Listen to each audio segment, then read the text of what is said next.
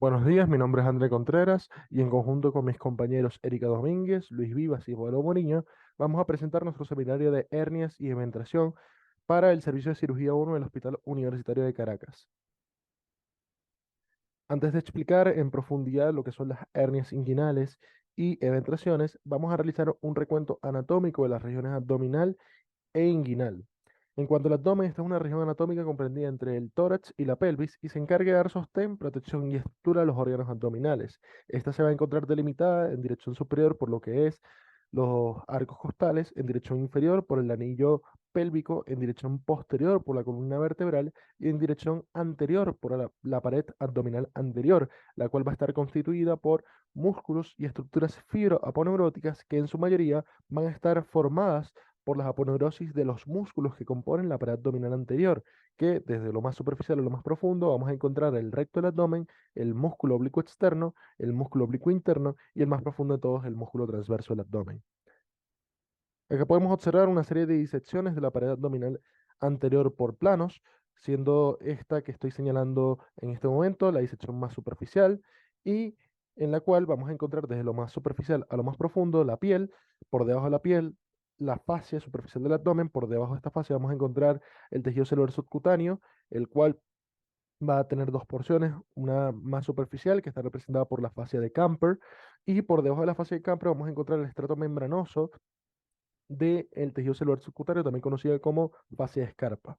Por debajo de la fascia de escarpa, ahora sí podemos evidenciar lo que son la vaina de los rectos, que de hecho esta vaina de los rectos en dirección medial se va a fusionar con la vaina de los rectos del recto del abdomen contralateral para formar en la línea media lo que se conoce como la línea alba. El músculo recto del abdomen, por su parte, se va a insertar en los arcos costales 5 y 6 y el séptimo cartílago costal y también en el apéndice sifoides. En dirección lateral se va a encontrar en relación con una serie de fibras musculares de dirección oblicua, que en este caso va a estar representado por el músculo oblicuo externo. El músculo oblicuo externo es un músculo que se inserta en los márgenes de las 8 últimas costillas inferiores y que en dirección lateral se encuentra en relación con lo que es el músculo latissimus dorsus, el músculo serrato mayor, y en dirección inferior con lo que es la espina ilíaca anterosuperior. A su vez, en dirección medial, este músculo va a formar una aponeurosis, que es la aponeurosis del músculo oblicuo externo. Esta aponeurosis del músculo oblicuo externo va a reforzar a lo que es la vaina de los rectos, y en dirección inferior va a formar una estructura que se denomina el ligamento inguinal, el cual se va a extender desde la espina ilíaca anterior superior hacia el tubérculo púbico y va a formar parte del continente de lo que es el conducto inguinal. En la siguiente disección, que es una disección de media o de los planos intermedios de la pared abdominal interior, vamos a poder evidenciar lo que es el músculo oblicuo interno, el cual se encuentra inmediatamente subyacente al músculo oblicuo externo, y en dirección medial, de igual forma, va a formar una fascia o aponeurosis, que se conoce como la aponeurosis del músculo oblicuo interno, con sus dos láminas, la externa y la interna, y también va a reforzar a la vaina de los rectos. Este se origina a nivel de la superficie externa del ligamento inguinal, la espina ilíaca anterosuperior y la fascia toracolumbar. En dirección inferomedial va a unirse la aponeurosis del músculo oblicuo interno con la aponeurosis del músculo oblicuo externo para formar lo que se denomina como el tendón conjunto. Y sus fibras más inferiores van a ser contiguas a las fibras musculares del músculo cremaster a nivel del anillo inguinal superficial. Y de hecho también va a formar una de las capas de fascias que envuelvan a lo que es el cordón espermático. Finalmente tenemos la disección más profunda, podemos observar lo que es el músculo transverso del abdomen, que como su nombre indica, tiene unas fibras de dirección transversal y se va a insertar en los 6 últimos arcos costales. A su vez, en dirección medial también va a formar una aponeurosis, que es la aponeurosis del músculo transverso del abdomen, que va a reforzar también a lo que sería la vaina de los rectos. Ahora, ya he mencionado bastante la vaina de los rectos, entonces ahora vamos a explicar en qué consiste esta vaina de los rectos, que no es más que una envoltura fibromuscular propia de cada uno de los músculos rectos del abdomen, la cual va a estar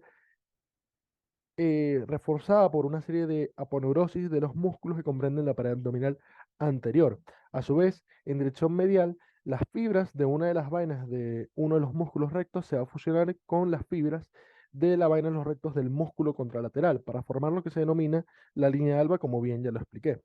Entonces, bien, superior a la línea arcuata y inferior a la línea arcuata, esta vaina de los rectos va a tener una composición diferente. ¿Qué es la línea arcuata? Esto no es más que una línea imaginaria que se extiende desde la espina ilíaca anterosuperior hacia la espina ilíaca anterosuperior contralateral. Y también es el punto donde ocurre la anastomosis de los vasos epigástricos superiores con los vasos epigástricos inferiores. Entonces, bien, por encima de la línea arcuata, ¿cuál es la composición de esta vaina? Bueno, entonces, en su pilar anterior, la vaina de los rectos por encima de la línea arcuata va a estar compuesto por lo que es la aponeurosis del músculo oblicuo externo y la lámina externa de la aponeurosis del músculo oblicuo interno, mientras que en el pilar posterior de la vaina de los rectos va a estar constituida por lo que es la lámina interna de la aponeurosis del músculo oblicuo interno y la aponeurosis del músculo transverso del abdomen, y también va a estar reforzada por lo que es la fascia transversalis, mientras que inferior a la línea arcuata vamos a encontrar que hay un mayor reforzamiento de los pilares anteriores de lo que es la vaina en los rectos. En este caso, va el pilar anterior de la vaina en los rectos va a estar constituido a este nivel por lo que es la aponeurosis del músculo oblicuo externo, la aponeurosis del músculo oblicuo interno y la aponeurosis del músculo transverso del abdomen. Mientras que en dirección posterior, el único reforzamiento que va a tener es el de la fascia transversalis, por lo que constituye una mayor debilidad anatómica, la vaina en los rectos inferior a la línea arcuata que superior a la misma. A su vez, otra cosa importante de destacar es que esta línea arcuata también es el asiento de un tipo específico de hernias que se denominan las hernias de Spiegel. En cuanto a la irrigación del abdomen, esta va a estar dada por las 6 últimas arterias intercostales, también las arterias lumbares y principalmente por las arterias epigástricas superior e inferior, que recuerden, estamos dando a nivel de la línea arcuata. En cuanto a la inervación del abdomen, esta va a estar dada por los 6 últimos nervios intercostales y el nervio iliohipogástrico, que lo podemos ver a este nivel, y también por el nervio ilioinguinal. En cuanto al conducto inguinal, esta no es más que una región en forma de cono que mide aproximadamente de 4 a 6 centímetros de longitud y que se va a ubicar en la porción anterior de la región pélvica y tiene su origen en la cara posterior de la pared abdominal, donde se va a introducir lo que es el cordón espermático a través del anillo inguinal profundo, que es una dependencia de la fase transversalis, y va a culminar en el punto donde este cordón espermático abandona el conducto inguinal para penetrar en el anillo inguinal superficial, el cual es una dependencia de la fascia o aponeurosis del músculo oblicuo externo. En cuanto al continente de este conducto inguinal, va a estar representado por una serie de límites. Vamos a tener un límite anterior compuesto por la aponeurosis del músculo oblicuo externo, un límite lateral o externo compuesto por el músculo oblicuo interno, un límite posterior dado por la fascia transversalis y el músculo transverso del abdomen, un límite superior dado por el músculo oblicuo interno y un límite inferior dado por el ligamento inguinal. En cuanto al contenido, este va a estar representado en el hombre por lo que es el cordón espermático y en la mujer por el ligamento redondo y la rama genital del nervio genitofemoral. En cuanto al contenido del hombre, recuerden que a su vez el cordón espermático va a presentar un contenido, que ya lo vamos a discutir en breves. Esto que estamos evidenciando es una disección de lo que es el conducto inguinal, donde podemos observar el contenido en el hombre, que está representado entonces por lo que es el cordón espermático. A este nivel podemos observar lo que es el anillo inguinal profundo, donde obviamente su contenido va a estar representado también por lo que es el cordón espermático. Recuerden que el conducto inguinal se va a originar a nivel donde este cordón espermático penetra en el anillo inguinal profundo. En cuanto a los pilares, recordemos que en dirección posterior va a estar representado por el músculo transverso del abdomen y la fascia transversalis, en dirección inferior por lo que es el ligamento inguinal, en dirección externa por lo que es el músculo oblicuo interno del abdomen, en dirección anterior por lo que es la aponeurosis del músculo oblicuo externo del abdomen y en dirección superior también por lo que es el músculo oblicuo interno. Acá podemos ver otra disección por planos de lo que es la región inguinal, donde podemos evidenciar las distintas capas que constituyen lo que es el conducto inguinal, los distintos músculos que representan su continente. Fíjense que acá podemos evidenciar lo que es el ligamento inguinal que va a emerger a partir de lo que es la aponeurosis del músculo oblicuo externo y representa el límite inferior de lo que es el conducto inguinal. Y también podemos observar el músculo oblicuo interno que está representado en su límite superior y externo. Y en dirección posterior observamos lo que es el músculo transverso del abdomen junto con la fascia transversalis. En cuanto al anillo inguinal profundo, como ya mencioné anteriormente, este es el comienzo del conducto inguinal y se sitúa en un punto medio entre la espina ilíaca anterosuperior y la sínfisis del pubis y va a contener a lo que es el cordón espermático para posteriormente este cordón espermático penetrar en lo que es el conducto inguinal. Este anillo inguinal profundo, a su vez, va a ser una dependencia de lo que es la fascia transversalis.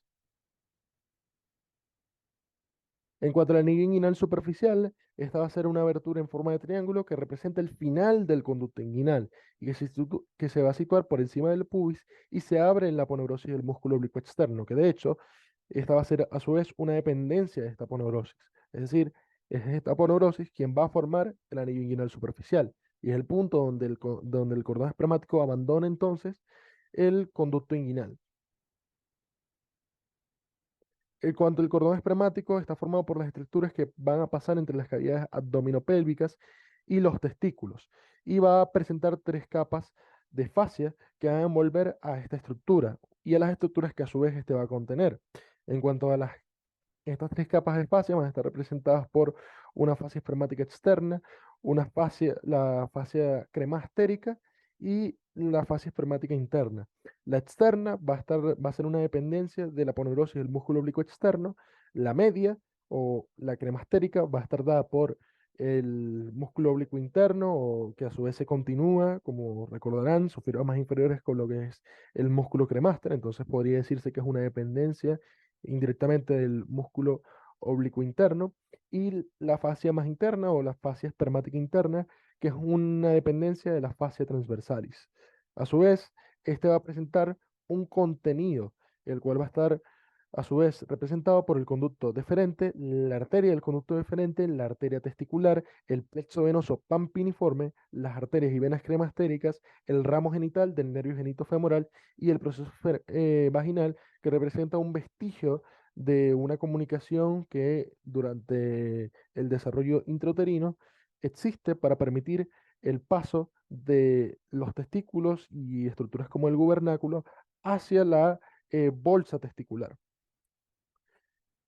que no es más que una comunicación de peritoneo. Bien, entonces, acá podemos ver una vista esquemática del contenido de lo que es el cordón espermático y observamos quién está formando cada una de sus fascias, que recuerden que son tres. Vemos que el músculo oblicuo externo está formando la fascia espermática externa, el músculo oblicuo interno, que se continúa con el músculo cremaster, va a formar lo que es la fascia cremastérica o fascia media, y lo que es la fascia transversalis va a formar la fascia espermática interna. Y ya directamente, en cuanto al interior de este cordón espermático, observamos entonces tanto la arteria del conducto deferente como el propio conducto deferente, vasos cremastéricos que se encuentran por fuera. Vamos a ver el ramo genital del nervio genitofemoral, la arteria testicular y el plexo venoso pampiniforme. Y vamos a poder observar otro tipo de estructuras que ya las he mencionado a lo largo de esta explicación anatómica. Bueno, ahora vamos a hablar acerca de los defectos de la pared abdominal. Las hernias son la salida del peritoneo parietal a través de una zona anatómicamente débil que puede estar acompañado o no de vísceras abdominales. Entre otros conceptos podemos encontrarla como la protrusión de un órgano a través de la pared que lo contiene por debilidad o por un orificio anormal. Las hernias poseen ciertas características anatómicas importantes. Están constituidas por un anillo, que es como tal el defecto de la pared abdominal, por un saco, que es lo que contiene a la hernia, corresponde como tal a su orificio y suele estar constituido por peritoneo. Y además tienen un contenido que frecuentemente es intestino delgado y aumento.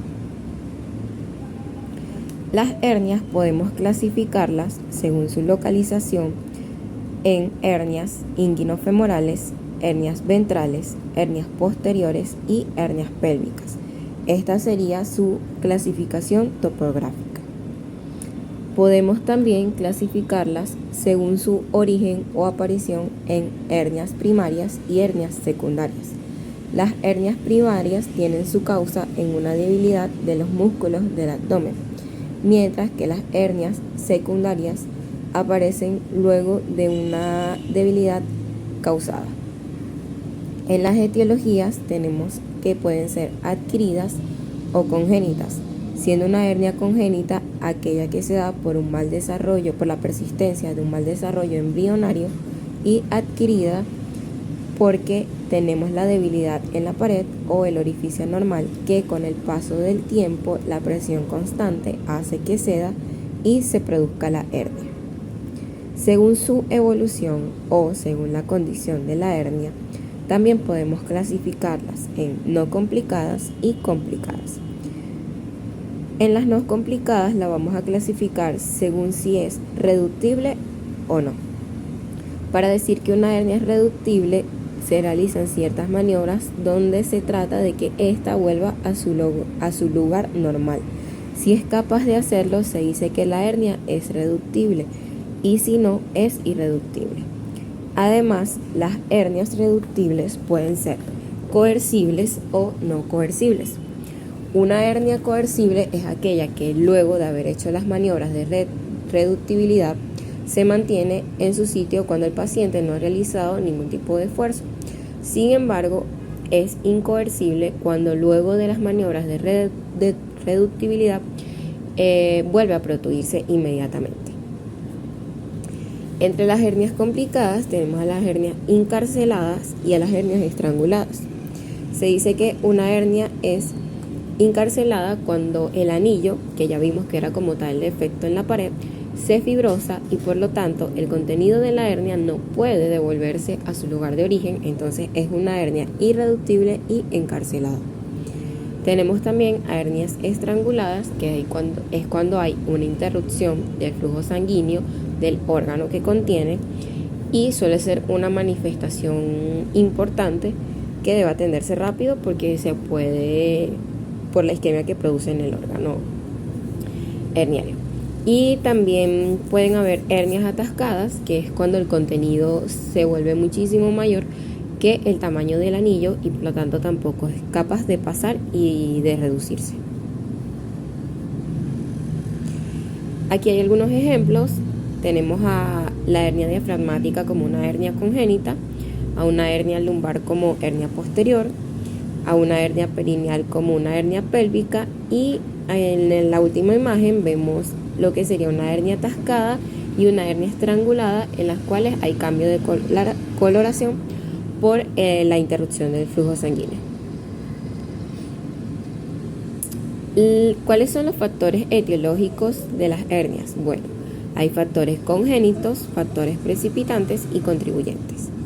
Los factores congénitos tenemos el género. Por ejemplo, las hernias inguinales son más comunes en hombres y las hernias inguinales son más comunes en hombres y las hernias umbilicales son más comunes en las mujeres. Tenemos también el descenso del testículo por lo que es la túnica vaginalis, el mal desarrollo de la pared o gastrosquisis, variantes en la inserción de las aponeurosis que pueden ser predisponentes o no, y anormalidades del tejido conjuntivo, ya que si por ejemplo es un tejido más laxo, hay más posibilidades de que se pueda formar una hernia. Entre los factores precipitantes tenemos los traumas, que normalmente son de esfuerzos, y aumento súbito de la presión intraabdominal, que realmente es responsable de todos los factores contribuyentes. En los factores contribuyentes tenemos la edad, porque a mayor edad hay más predisposición a sufrir hernias. La obesidad, enfermedad cardíaca y enfermedad pulmonar, porque si por ejemplo causan disnea o tos, aumentan la presión intraabdominal. El prostatismo, la constipación, enfermedad diverticular y carcinoma de colon y enfermedades genitourinarias también aumentan la presión intraabdominal, ya que suelen ser patologías que hacen que la persona puje constantemente, y esto es lo que aumenta la presión. El embarazo y grandes tumores retroperitoneales, intraabdominales o intrapélvicos, como por ejemplo un tumor de riñón o un tumor de ovario. ¿Cuál es la epidemiología? Bueno, el 5% de la población general presentará una hernia de la pared abdominal. Hay que saber que el 75% de estas hernias son hernias inguinales. Sin embargo, si lo dividimos por género, las hernias inguinales son más comunes en los hombres y las hernias femorales y umbilicales son más comunes en las mujeres. ¿Cómo vamos a diagnosticar una hernia? Bueno, lo importante es realizar un buen interrogatorio, principalmente como en todas las patologías. Es indispensable investigar cuándo apareció, el sitio, cuál es el crecimiento. Hay que ver si hay factores contribuyentes o precipitantes, como ya vimos.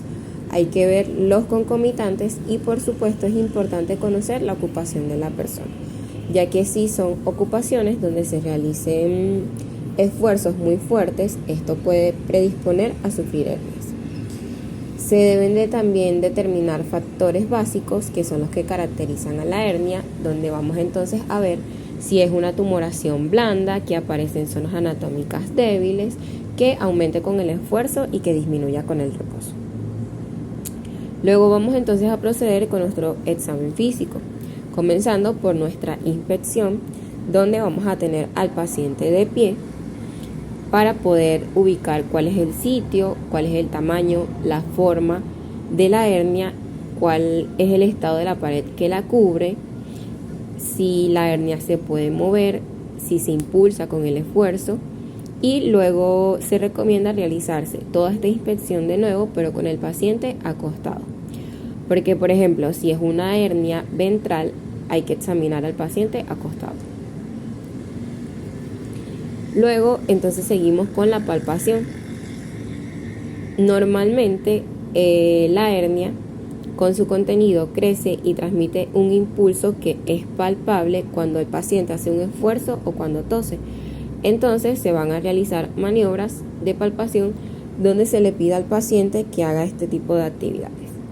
Se va a investigar entonces la consistencia de la hernia y si tiene sensibilidad. Normalmente las hernias suelen ser blandas y son indoloras. ¿Qué más vamos a buscar? Bueno, la reductibilidad, es decir, vamos a ver si la hernia es reductible, como lo expliqué más atrás. Y esto se hace entonces tratando de reintroducirla, ejerciendo fuerza en ella para ver si no está entonces encarcelada o atascada. Y ya vimos que entonces si se reproduce no es incoercible y si no se reproduce es una hernia coercible. Bien, entonces luego de la palpación vamos a realizar percusión y auscultación, que es útil para que veamos si existe o no un enterocele, y también se puede realizar transluminación para diferenciar hernias de hidroceles, en los cuales la transluminación va a ser positiva a diferencia de las hernias que es opaca. Se pueden realizar estudios complementarios si el examen físico no es concluyente. Normalmente solo se necesita el examen físico, pero si no se pudo determinar si se trataba de una hernia o no, se pueden hacer estudios de imagenología como ecosonograma, tomografía computarizada y herniografía.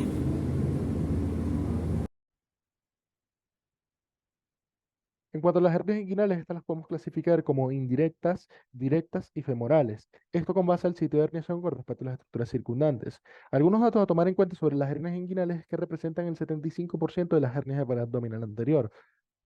Por otra parte, los hombres poseen un riesgo de por vida de padecer de hernias inguinales de hasta el 27% en comparación con la mujer, que solo presenta un riesgo de por vida de padecer de hernias inguinales del 3%.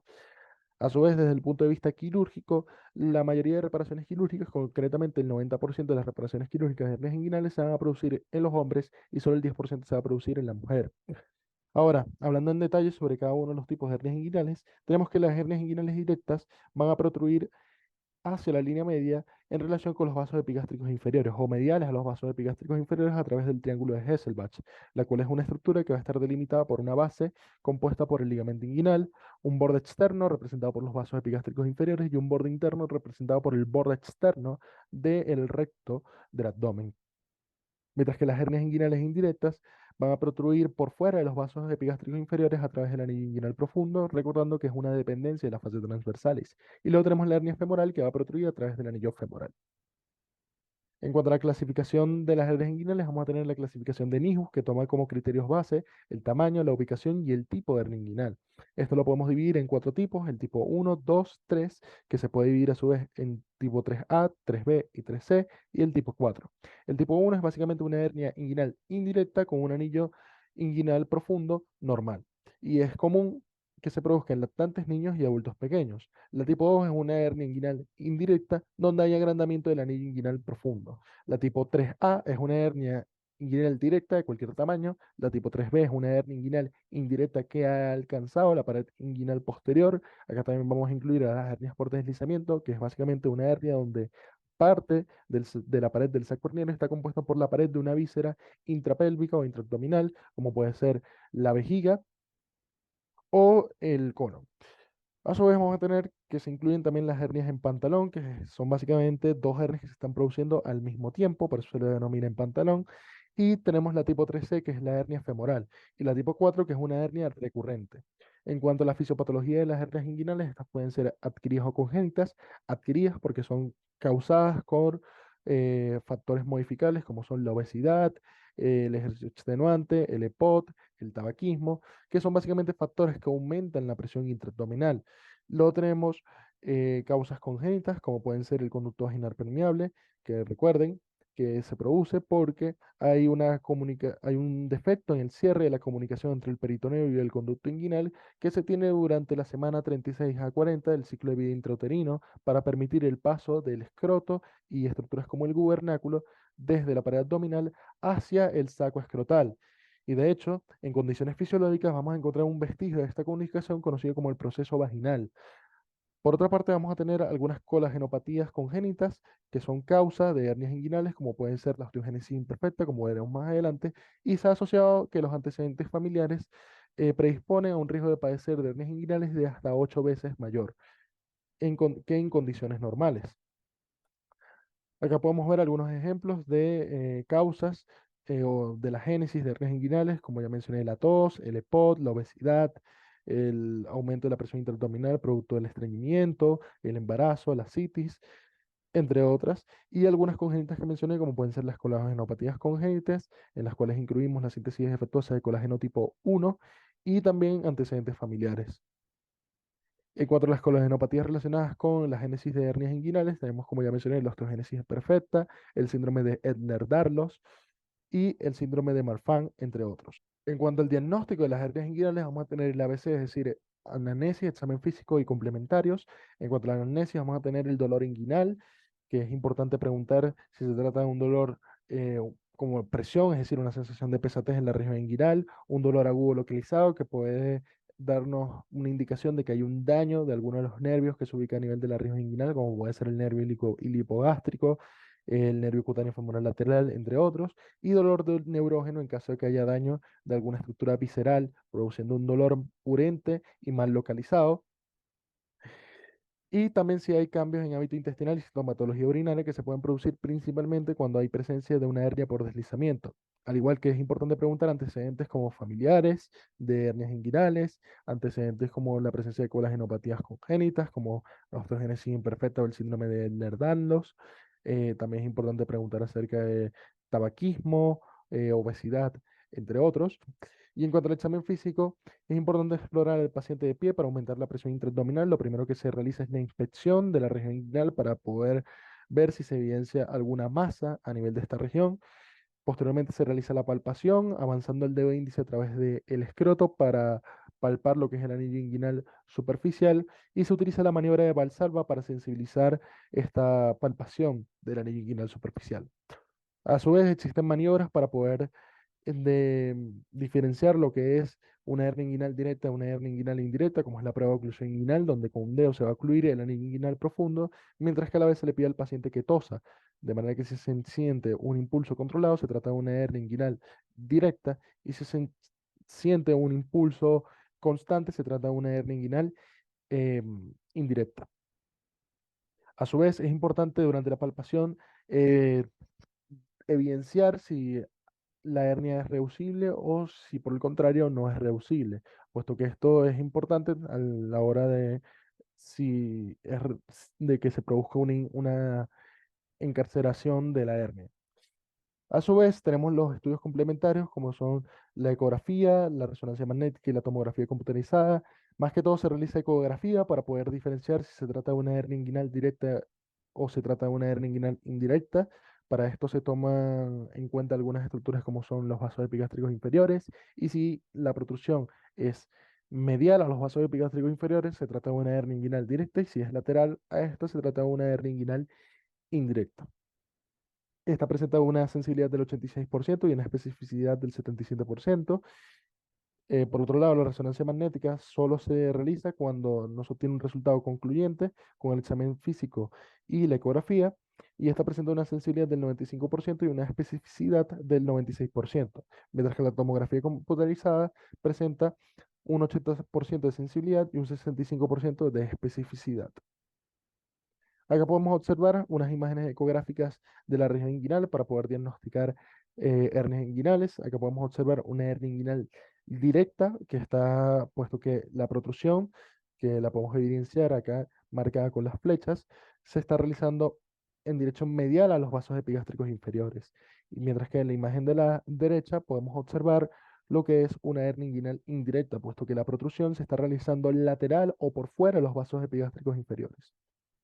En cuanto a las complicaciones que se pueden generar durante la reparación por una herniografia o una hernioplastia de la hernia inguinal, incluyen la recidiva de la hernia, el dolor, la lesión del cordón testicular y del testículo, la retención urinaria, el ilio y obstrucción intestinal, las lesiones vasculares y viscerales y los hematomas y seromas. La recidiva de la hernia puede producirse por causas del paciente, como puede ser la presencia de inmunosupresión o de infecciones, o también se puede producir por causas mecánicas durante la reparación de la hernia, como puede ser el uso de una malla de tamaño inadecuado para la reparación, que sea muy pequeña o por el contrario muy grande.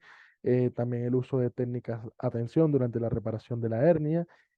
Por otra parte tenemos el dolor, que puede ser un dolor agudo localizado por el daño de algún nervio de la región inguinal, un dolor visceral, producto de algún daño a nivel de estructuras viscerales como puede ser la vejiga o durante la reparación de la hernia inguinal, la retención urinaria por básicamente el efecto de la anestesia, la lesión del cordón testicular y el testículo que puede producir orquitis isquémica y necrosis testicular, el hilo y la obstrucción intestinal, y lesiones vasculares y viscerales por la reparación principalmente laparoscópica de la hernia y hematomas y seromas durante dicha reparación también se pueden producir.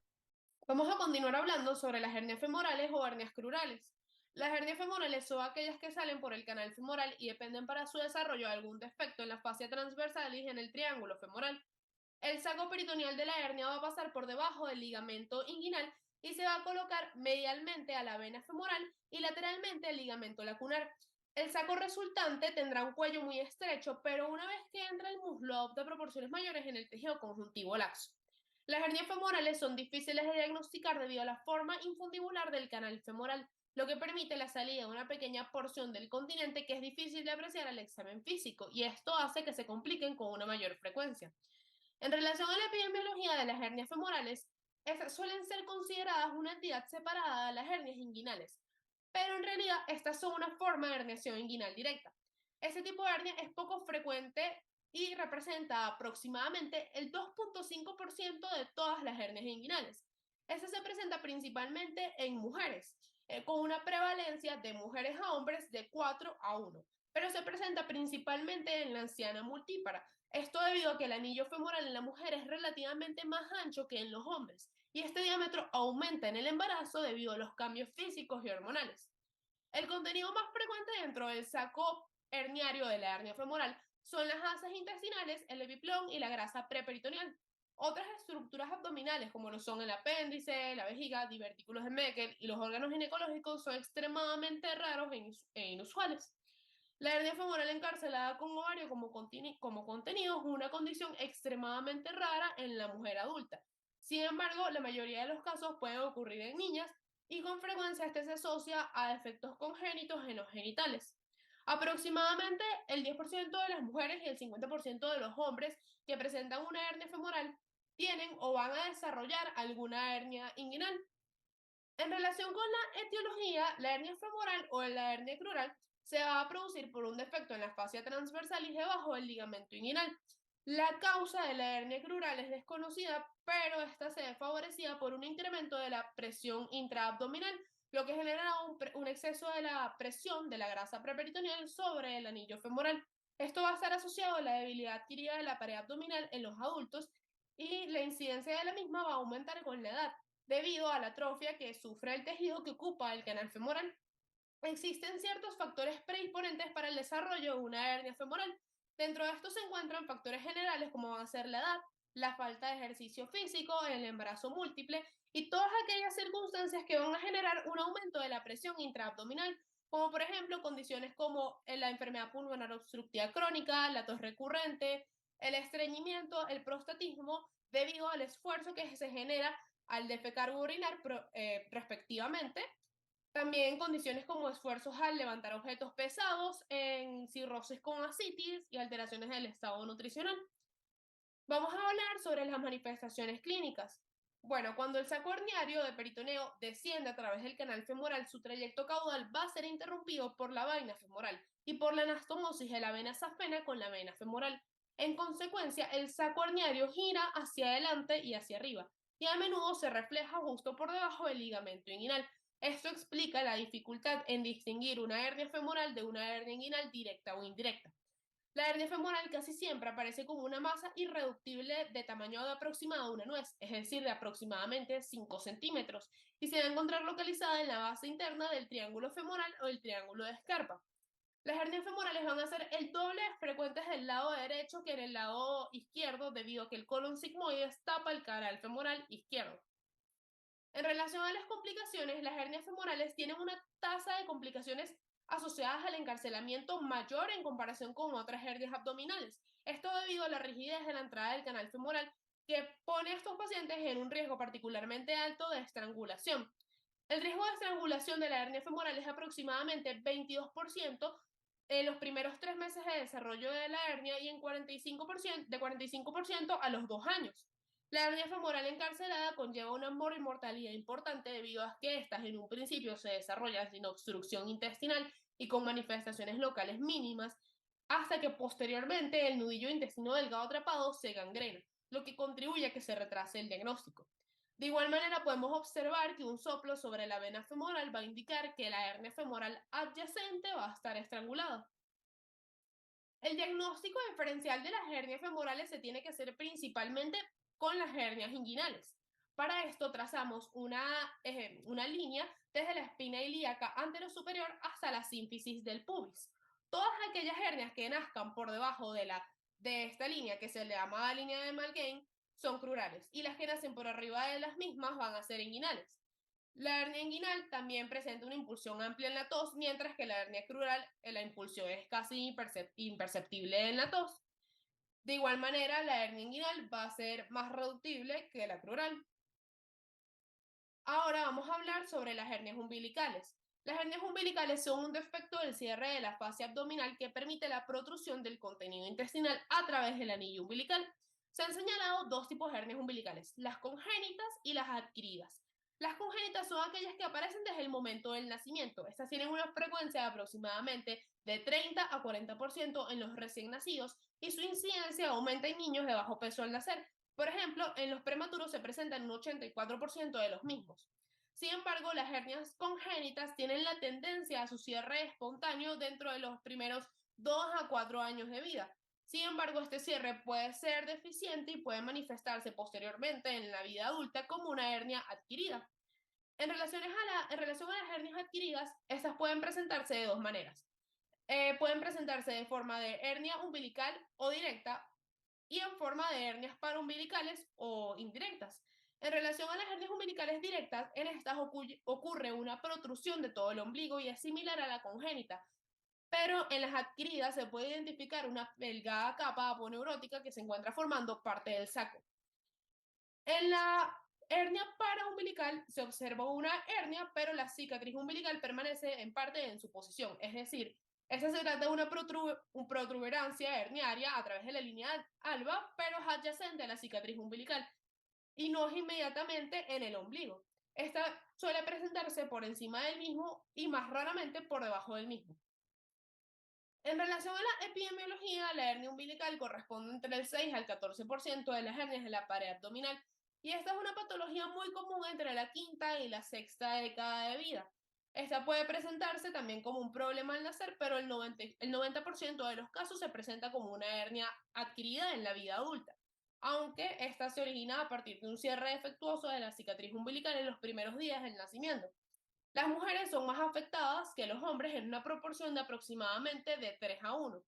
Y las hernias umbilicales son también comunes en lactantes, pero cierran por sí solas si el defecto poneurótico es menor a 1.5. De igual manera, en los niños cierra espontáneamente antes de los 4 años de edad y muy ocasionalmente van a complicarse. Estas hernias están indicadas repararlas en lactantes si el defecto es mayor a 2 centímetros y en los niños si estas persisten después de los 4 años de edad. En relación a la etiología, al nacer, la obliteración del conducto va a determinar su cicatrización y contracción entre el tercer y el sexto día de edad. Si esto no ocurre, va a determinar que en el recién nacido se presente una hernia umbilical, la cual va a ser una hernia umbilical congénita. De igual manera, variaciones anatomoembriológicas van a dar origen a una debilidad a nivel del ombligo aparentemente bien cicatrizado, ocasionando la aparición a veces tardía de una patología herniaria umbilical en el adulto. Estas variaciones en el entrecruzamiento de las fibras de la línea alba, más la aparición de algunos factores condicionantes, determinarán un cierre de la cicatriz umbilical deficiente. Tenemos ciertos factores predisponentes como van a ser el embarazo, obesidad, tumores, ascitis y la actividad física, entre otros, los cuales van a generar un aumento de la presión intraabdominal, haciendo manifiesta su presencia al incrementar el diámetro de los anillos umbilicales, los cuales son usualmente imperceptibles. En relación a las manifestaciones clínicas, la presentación de las hernias umbilicales va a oscilar desde asintomáticas hasta una condición catastrófica con encarcelamiento, necrosis de la piel y del contenido herniario. Esta variabilidad influye en una percepción y priorización del tratamiento quirúrgico, especialmente en un escenario no urgente. En el 75% de los pacientes con una hernia umbilical, el diámetro del anillo herniario es menor a 3 centímetros y el diámetro horizontal va a ser mayor que el vertical. Esto le confiere a la hernia un aspecto oval, debido a las fuerzas de tracción que ejerce la musculatura lateral del abdomen. En relación a las complicaciones, en la infancia, la hernia umbilical es generalmente asintomática, pero en los adultos, los tumores herniarios suelen ser de mayor dimensión que los anillos umbilicales. Por lo tanto, estos suelen presentar episodios de atascamiento y encarcelación con estrangulación en el 5.1% de los casos. Estas complicaciones son mucho más frecuentes que en los niños y van a obligar a intervenciones quirúrgicas urgentes, con una tasa significativa de morbimortalidad.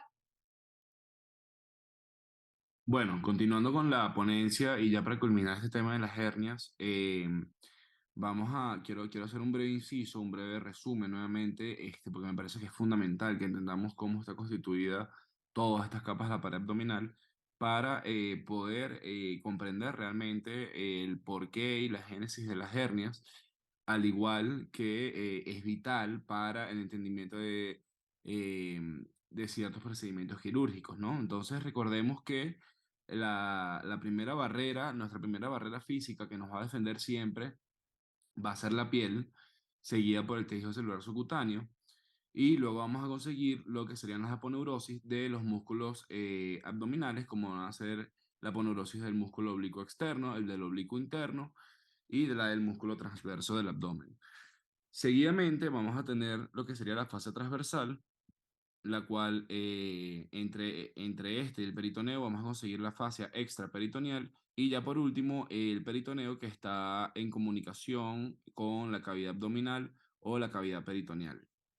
Entonces, recordemos también esto que nos comentaba nuestro compañero André, que hablaba sobre la división o la diferencia en la disposición de las aponeurosis de dichos músculos, eh, regida por la línea arcuata. Recordemos cómo, o sea, es bastante importante entender cómo hacen esos cambios las aponeurosis, puesto que estos significan puntos de debilitamiento para la pared abdominal. Ahora sí, vamos a comenzar a hablar de ya las hernias propiamente dichas y vamos a comenzar hablando sobre las hernias epigástricas. En varias literaturas se pueden conseguir como hernias de la línea alba, puesto que estas son hernias que se producen en la línea media del abdomen, al igual que estas líneas. Recordemos que la línea alba es ese tejido fibroso, aponeurótico, eh, el cual une a los músculos rectos abdominales y que, bueno, se forma por la unión de dichas aponeurosis que se comentaron previamente. Cabe destacar que la excepción a la regla en estas hernias de la línea alba son las hernias ubicadas a nivel del ombligo, puesto que estas son llamadas hernias umbilicales, como lo comentó anteriormente nuestra compañera Paola. Como ya se comentó, recordemos que la línea alba es este tejido fibroso en el cual se unen los dos músculos rectos abdominales y bueno, este es el sitio por donde puede protruir ese contenido intestinal o preperitoneal. Hablando un poco sobre la epidemiología, tenemos que esta afecta del 3 al 5% de la población, siendo el sexo predisponente el sexo masculino. El grupo etario que predomina es el comprendido de los 30 y 50 años y en un estudio de casos que pude visualizar en la realización del seminario, ellos mencionaban que bueno, la media de edad era de 48 años y en el trabajo que ellos publicaron, ellos vieron que el 56% de los pacientes eran obesos, del cual un 30% tenía un IMC mayor a 30 y un 26% un IMC mayor a 40, siendo este uno de los principales factores de riesgo. También cabe acotar que la obesidad en sí también contribuye a la diástasis de los rectos abdominales. Eso lo que es que producto a ese aumento de peso, imagínense la cavidad abdominal como si fuera un globo, esos globos que tienen letras. Entonces, al irse estirando, esas letras quedan dilatadas, al igual que sucedería en la línea alba, y obviamente al estirarse, estas se debilitan y constituyen también otro punto débil del abdomen en el cual se pueden producir este tipo de hernias. También puede ser un factor de riesgo la vejez, ya que debilita la pared muscular, patologías respiratorias como un EPOC, puesto que ese impulso al momento del toser puede contribuir a aumentar la presión intraabdominal y por ende facilitar la producción de dicho contenido. Hablando un poco sobre el contexto histórico, vamos a ubicarnos primeramente en el año 1285, cuando el doctor Arnaldo de Villanova es quien describe por primera vez esta protrusión abdominal. Cabe destacar que este médico fue considerado como el mejor médico del siglo VIII. Seguidamente, en el año 1742, el doctor Ledrand es el primero que da una explicación bien definida y, no obstante, en el año 1812 es cuando el doctor Leville es quien introduce por primera vez el término de una hernia epigástrica y tuvieron que pasar alrededor de unos 200 años para que el doctor Catanzaro y el doctor McCowan en los años 50 fuesen los pioneros en dar los resultados sobre el tratamiento quirúrgico para la corrección de este tipo de hernias. Sin embargo, durante el transcurso de la historia, se han descrito distintas teorías que buscan explicar la génesis de estas hernias. La primera de estas es la teoría de la lacunada vascular, la cual es apoyada por Mochowitz. Él vincula que la etiología o la génesis de esta hernia juega un papel importantísimo con la laguna vascular de la línea alba. Y es que él habla que esos vasos que discurren entre la fascia transversal y el peritoneo perforan la línea alba y constituyen así un espacio de debilitamiento, lo que hace que también la fascia transversalis y esas fibras faciales y ese contenido preperitoneal y esas vísceras sean impulsadas hacia el exterior, protuyendo y formando así ya una hernia. Em, También esta teoría ha sido respaldada en el transcurso de los años por el hallazgo quirúrgico de dichos vasos perforantes que están adyacentes o cercanos a las hernias epigástricas, en lo cual, bueno, facilita y sustenta dicha teoría.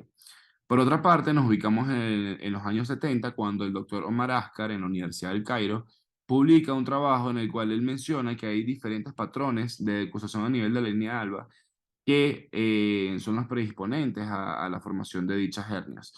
Sin embargo, los doctores Korenkov y el doctor Troy llevaron a cabo investigaciones en cadáveres y no pudieron confirmar dichos niveles de entrecruzamientos que mencionaba el doctor Askar, que son estos que vemos en la imagen. Fíjense, estos cambios de acusación podrían corresponder la línea alba con respecto a esos niveles de entrecruzamiento de dichas fibras. Sin embargo, al no tener resultados, ellos clasificaron estos entrecruzamientos según el espesor de las fibras, en un tipo débil, un tipo intermedio y un tipo compacto, que son estas que vemos aquí en esta imagen. Considerando obviamente que el tipo débil era el que predisponía en mayor medida a la formación y génesis de estas hernias. Con respecto a la clínica, tenemos que la mayoría de estos pacientes son asintomáticos. La mayoría de las veces estos pacientes notan que tienen un bulto, el cual no es doloroso y por lo general, y como su nombre lo dice, se ubican por encima del ombligo a nivel de la línea alba. Por lo tanto, es que esto se llama epigástrica, ya que se ubican en el epigastrio. Las complicaciones de este tipo de hernias pueden venir dadas por estrangulaciones de epiplón o de contenido intestinal. Suelen ser las sintomáticas, aquellas estas que tienen pequeños orificios, ya que contribuyen a este encarcelamiento y estrangulación del epiplón o del contenido. Y ya por último, bueno, el orificio de dichas hernias es variable. Fíjense que en esta primera imagen tenemos una hernia que puede abarcar unos 2 centímetros de diámetro, y luego en la segunda imagen tenemos una hernia que sobrepasa los 10 centímetros de diámetro. Con respecto al tratamiento, tenemos que los niños responden adecuadamente al tratamiento por compresión externa, mientras que en los adultos el tratamiento recomendado se hace es bajo tratamiento quirúrgico y se puede practicar una herniorrafia, que como su nombre dice, vemos en la figura 2 y 3, es es una rafia o una sutura del agujero herniario. Por otra parte, se puede hacer una hernioplastia también, en la cual se practica la colocación de una malla en el sitio donde esté el agujero, lo que haciendo que esta debilidad se refuerce, y se mantenga firme dicha pared abdominal. Para ello, me permito compartirles un video que descargué de YouTube del doctor Leopoldo García, en el cual practica una operación o una hernia epigástrica. Fíjense que se trata de una paciente de 65 años con una masa y dolor abdominal con una progresión de 15 años. Entonces, bueno, aquí tenemos la imagen por eco. Fíjense la hernia. Este es el agujero. Fíjense el tamaño, más de 10 centímetros.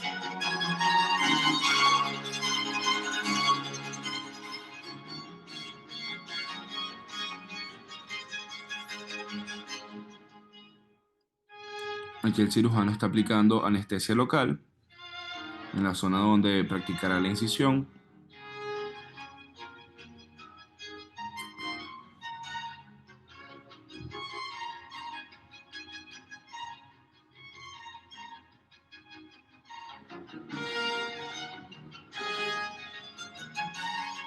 Aquí podemos observar que esto es más que todo contenido preperitoneal. Ese es lo que está causando el abultamiento.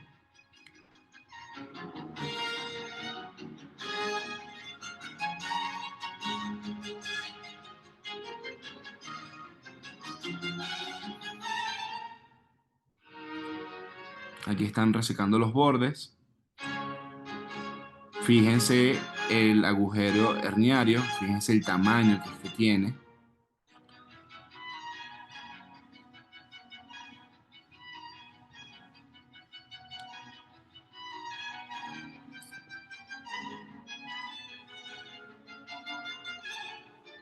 Y aquí sería una herniorrafia de una hernia epigástrica, que es la que estamos viendo.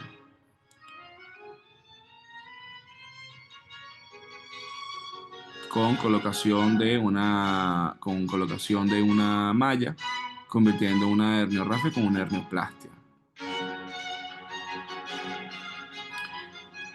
Cabe destacar que este procedimiento está haciendo por cirugía abierta, pero también, por ejemplo, esta colocación de mallas puede ser también por vía laparoscópica.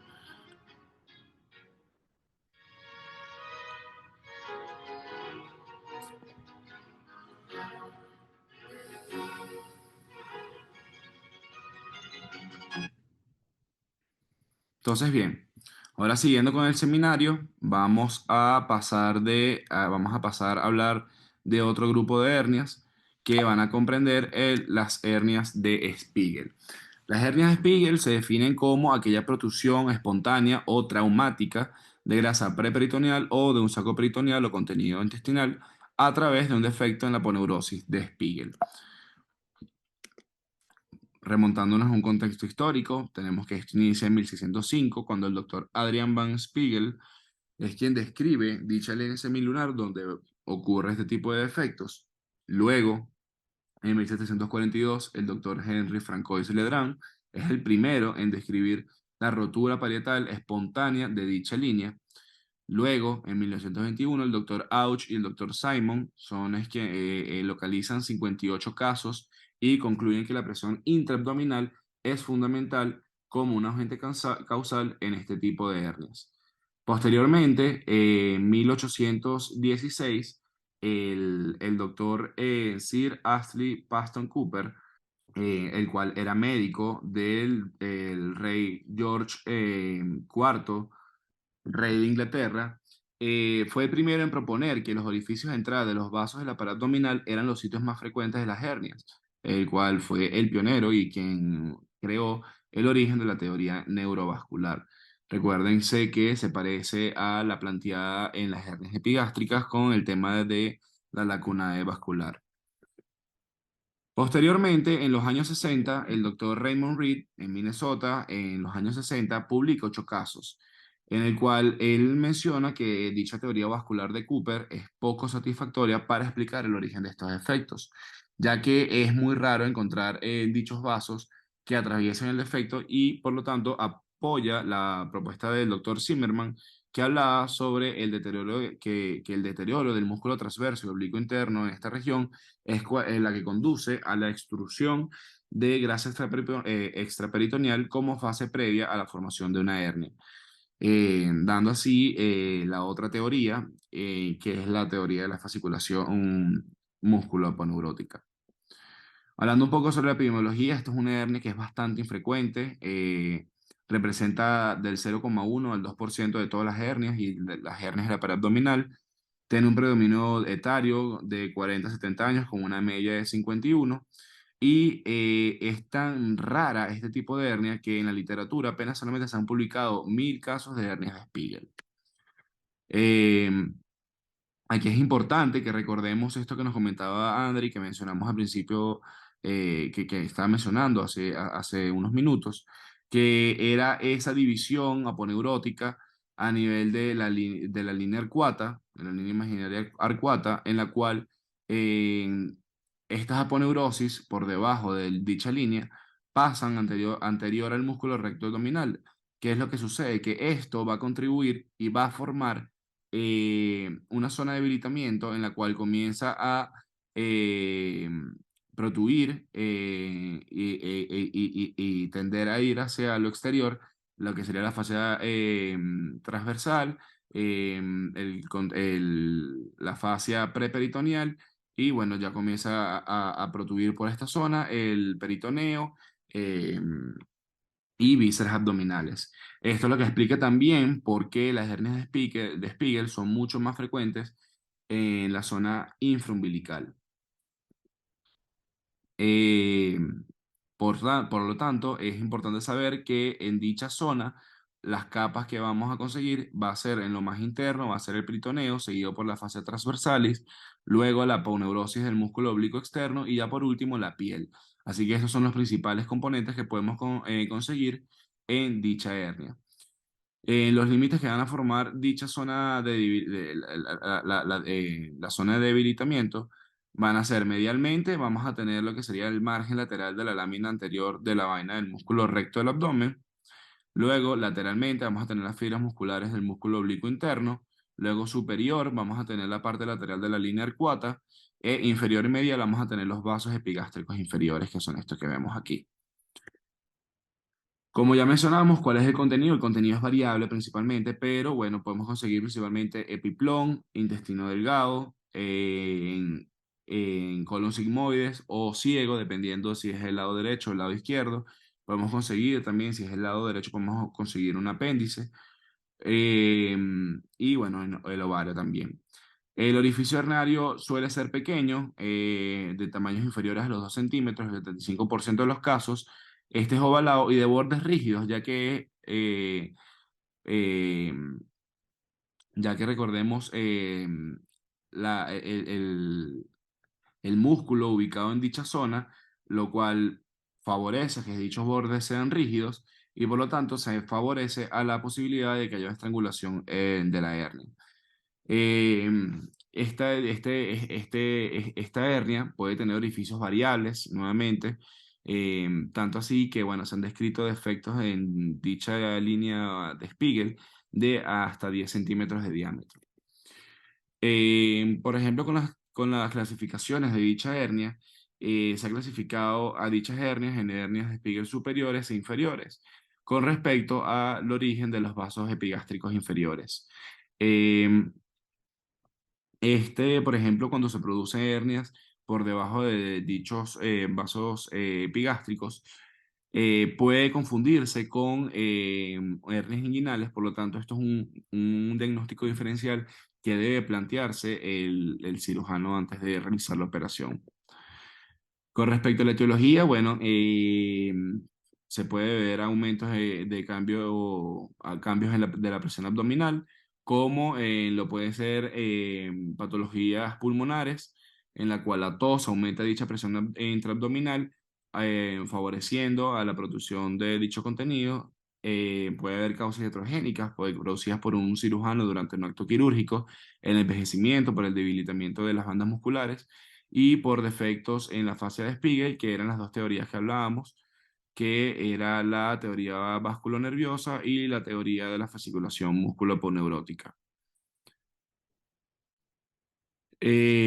Con respecto a la clínica, ¿qué es lo que vamos, qué es lo que, qué va a referir este tipo de paciente? Bueno, va a referir por lo general una tumoración infraumbilical, por lo que hablábamos de la línea arcuata, en el borde externo del músculo recto abdominal. Esta es una masa que puede ser reducible con el decúbito y y se manifiesta más tras la maniobra de Valsalva, que es en la cual se aguanta la respiración, que también favorece al aumento de la presión intraabdominal.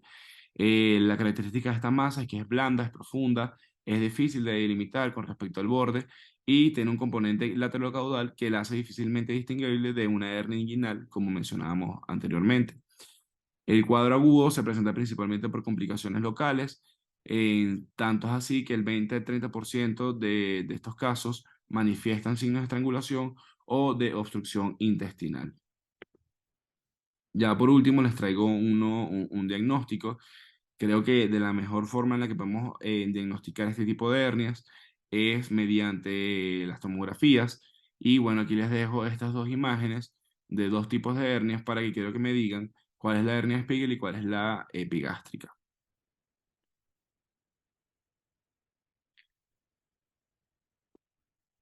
Es correcto, la superior es la hernia epigástrica, fíjense la ubicación donde está protrudiendo este contenido. Y en la segunda imagen tenemos una hernia Spiegel, fíjense que es lateral a dichos músculos rectos abdominales, aunque aquí no podríamos verlos, pero bueno, se ubican lateralmente. Ahora vamos a ya hablar del último tipo de hernia que vamos a discutir en esta ponencia, vamos a hablar de las hernias lumbares. Para ello es importante recordar cómo está constituido. Recordemos que La estructura de un disco vertebral en una visión axial va a constituir de un anillo fibroso, el cual rodea a un núcleo pulposo. Dicho anillo fibroso va a estar compuesto de capas helicoidales alternadas de fibras predominantemente de colágeno tipo 1. Y bueno, cabe acotar como un dato característico que entre un 60 a un 90% de la población alguna vez en su vida va a sufrir una crisis de dolor lumbar. Pero solamente un 5, un 40% va a irradiar dicho dolor a una extremidad inferior, constituyendo así propiamente dicho un cuadro de lumbociática. Internamente vamos a encontrar al núcleo pulposo, el cual está constituido por agua y una malla de fibras de colágeno tipo 2 y proteoglicanos. Este tiene las características de ser altamente hidrofílica y se encargan de mantener la presión interna. Este tipo de hernias es más frecuente entre los 30 y 50 años y predomina el sexo masculino por proporción 2:1. Esto es debido a que, por ejemplo, el sexo masculino tiende a enfrentarse a levantar mayores pesos, a hacer ejercicios de mayor demanda física. Por ejemplo, en el caso de los constructores, de los obreros, que están sometidos constantemente a ese levantamiento de peso, que a la larga causa desgaste de dicho disco y favorece a la génesis de estas hernias. El sitio más frecuente de estas lesiones va a ser en la zona de los recesos laterales de los niveles discales entre el E4 y el E5 y el E5 y el E1 y S1, siendo menos frecuentes las hernias entre el E3 y el E4. Aquí vemos varios ejemplos de hernias que se pueden producir a nivel lumbar. Vamos a tener primeramente en imagen C un disco herniado por protrusión. Fíjense cómo el núcleo pulposo está saliendo lateralmente. Luego tenemos como extrusión, que extrusión, fíjense que hay un debilitamiento, en este caso hay una ruptura del anillo fibroso en el cual comienza a extruir el núcleo pulposo y ya tenemos en el disco herniado secuestrado que por un pequeño foramen va a extruir dicho núcleo pulposo y bueno, queda, como dice su nombre, secuestrado, ya que por lo pequeño que es el agujero, se le dificulta mucho de volver a su posición original. Con respecto a la clínica y el diagnóstico, la clínica que va a presentar este tipo de pacientes son dolores a nivel de la región lumbar, alteraciones sensitivas o parecias también en miembros inferiores por la afectación de dichas raíces lumbosacras y plexos nerviosos. La radiografía solamente va a servir para descartar otras patologías que puedan también predisponer a dichas tipo de hernias, como son fracturas, metástasis, osteomielitis vertebrales, siendo entonces el gol estándar la resonancia magnética para poder visualizar y diagnosticar este tipo de hernias. Por ejemplo, en estas imágenes se habla sobre unas clasificaciones tipo MIC. Ahora bien, esto fue todo lo que se habló sobre hernias el día de hoy y ahorita vamos a comenzar a hablar de lo que serían eventraciones. Para finalizar, vamos a hablar sobre la eventración primero y posteriormente vamos a hablar sobre la evisceración. En relación a la eventración, esta es la protrusión de parte del peritoneo acompañado o no de vísceras por un orificio anatómico neoformado, es decir, a través de un defecto aponeurótico de una herida quirúrgica, permaneciendo intacto el peritoneo parietal.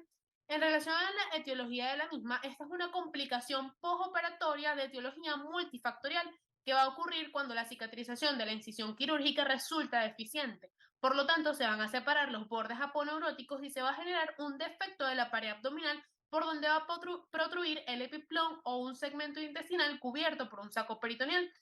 En relación a los factores desencadenantes, tenemos dos causas principales: el aumento de la presión intraabdominal y la deficiencia del suministro de oxígeno a los tejidos. Cualquier condición que genere un aumento importante de presión intraabdominal y persistente constituye un factor predisponente para la dehiscencia de la herida. Dentro de esta se encuentra el hipo postoperatorio asociado con vómitos, la tos explosiva, el esfuerzo que se asocia al estreñimiento, los cuales pueden generar esta dehiscencia de la herida abdominal recién suturada. En relación a los factores predisponentes tenemos varios, como por ejemplo la edad. La edad constituye un factor predisponente debido a que los pacientes mayores de 60 años La cicatrización se encuentra alterada, esto debido a la disminución de los mecanismos inmunológicos relacionados con la edad.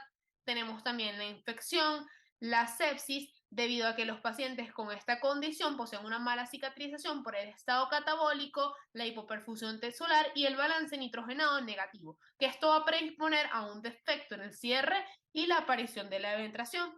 También tenemos la hipoproteinemia debido a que para la formación del colágeno requerimos de aminoácidos esenciales como van a ser la metionina y la lisina. Y como bien sabemos, el colágeno es fundamental para darle resistencia a la cicatriz. Tenemos también el déficit de la vitamina C, ya que este es esencial para asegurar la síntesis de colágeno para la hidroxilación de prolina y lisina, necesario para la adecuada polimerización. También tenemos la anemia, la hipovolemia, la obesidad, la diabetes, ya que esta perturba la cicatrización por la disminución del calibre de los vasos, lo que va a dificultar la disminución del aporte sanguíneo al oxígeno, sanguíneo a la herida y por lo tanto de oxígeno, y va a reducir la tasa de migración de los leucocitos al lugar. También tenemos el tipo de incisión, ya que se ha documentado que el riesgo de cicatrización sin eventración es de 3 a 5 veces menor en las incisiones transversas. En relación a la epidemiología, este defecto es una complicación muy común en las cirugías abdominales que con frecuencia varía de aproximadamente del 1 al 14%, pero este porcentaje puede ser mayor dependiendo de la cirugía. Cerca de la mitad de las eventraciones que tienen probabilidades de aparecer, estas aparecen dentro de los 3 meses posteriores a la operación. Sin embargo, se han encontrado eventraciones que aparecen hasta después de 5 años de la misma. Existe una incidencia relativamente superior en el sexo masculino y una prevalencia de hombre a mujer de 2.8 a 1. Esto se le atribuye al tipo de musculatura y a la respiración abdominotorácica. De igual manera, la mayor prevalencia se encuentra entre los 50 y 70 años, pero esta se puede presentar en cualquier edad. En relación a las manifestaciones clínicas, la eventración puede variar desde una pequeña protrusión a través de la herida hasta la presencia de una gran masa desagradable y molesta para el paciente. El síntoma más común va a ser la presencia de un abultamiento en la vecinidad de una cicatriz postoperatoria y con frecuencia el paciente presenta varios factores predisponentes. En el examen físico podemos evidenciar una zona débil en la pared abdominal delimitada de un anillo aponeurótico que va a presentar una consistencia firme y parte del contenido abdominal protruye a través de este defecto cuando el paciente aumenta la presión intraabdominal. De igual manera, el paciente puede presentar ciertas molestias o dolor al protruir el contenido abdominal a través del anillo.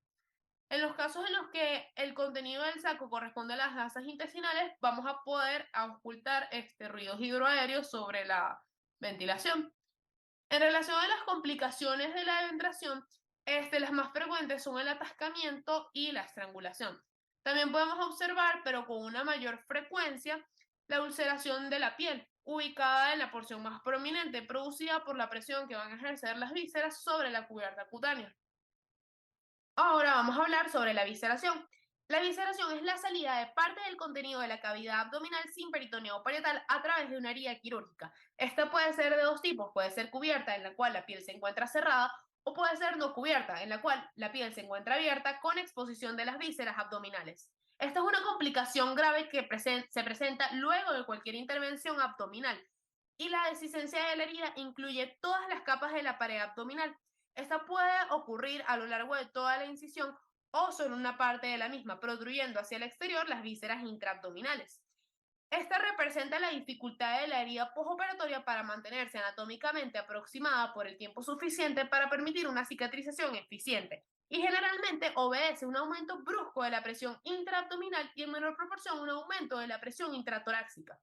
Esa es una complicación que suele aparecer dentro de los primeros 30 días postoperatorios. Sin embargo, la mayoría aparece entre los primeros 7 a 9 días.